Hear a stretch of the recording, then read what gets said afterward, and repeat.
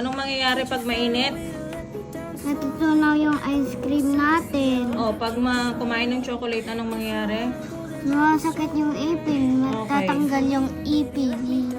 Sige. O, pag nagpuputol ng kahoy, anong mangyayari?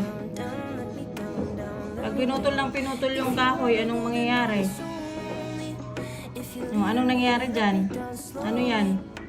Nauunan. Baha, di ba? Ay, baha. O, sige, go ahead. Tapos, pag ayaw kumain, anong mangyayari?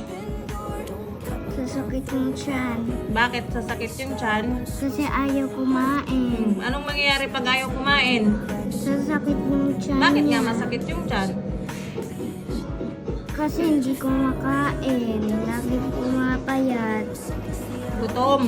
Nagugutom. O, anong mangyayari pag